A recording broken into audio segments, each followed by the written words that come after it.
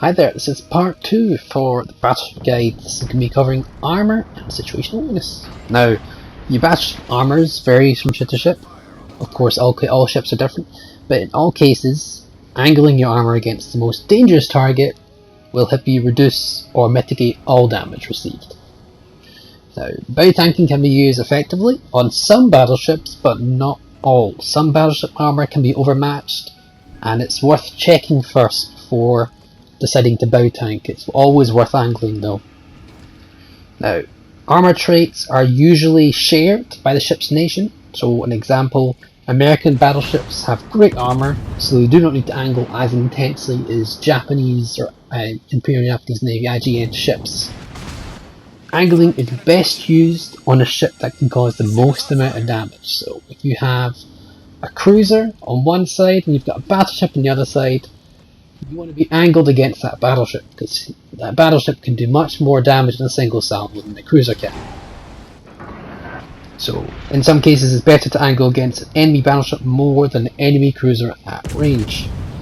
Now, I'm going to cover manoeuvring and situational awareness now. The main weakness of battleships is their speed and manoeuvrability, which makes them unable to get out of bad situations quickly and become a juicy target for torpedoes.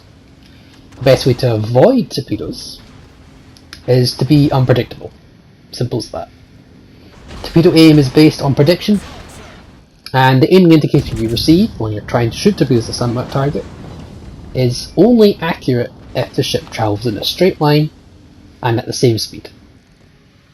If you notice you're being hunted by a destroyer, and even if you aren't, speed alteration and turning frequently helps you avoid torpedoes and will frustrate the enemy destroyers, who sometimes will often consider picking different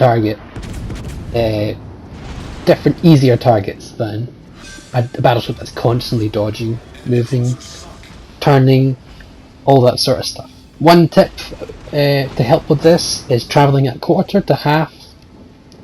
three quarters to a half speed normally, and whenever you see a torpedo or something like that, you can just simply speed up or slow down, and that way you can dodge torpedoes a bit more effectively because you've got a little bit more to play with in terms of engine power. Now, I am not doing this in particular in this game because I am out of the Farragut's torpedo range. As you see, most of my damage has actually been, this whole game, I've received is from high explosive, which you can do your best there to angle, but ultimately it's probably going to get you there. As you see, I'm not very well angled against this Colbert, and I'm going to cut this short before I die to it, but I end up dying to the Colbert because I am not sufficiently angled. I'm trying to angle against the Congo to my left. I tried what I can. I've only taken 1,000 damage, and considering how much health I had at the end of this engagement and how long I lasted for, you can see the effects of angling and how it can pay off and get so much more damage and so much more longevity out of your game. So I'll see you later, and I hope this helped. As you can see in our example there, that could have killed me if it wasn't angled. Look at all that. That's dodging these shells. It's not dodging these shells, that's bouncing or shattering these shells. Look at all this. Down to 461 health. I'm going to die to the Colbert, but you can see the example of how angling and how situational awareness can help see how tanky you are and how much you can take before everything finishes you off. There's the Colbert finishing off. I thought it'd be fit to let him get the kill for that. You see, for a tier 4 match, that's a pretty good game, and that's me putting a world of hurt on the majority of the enemy team there.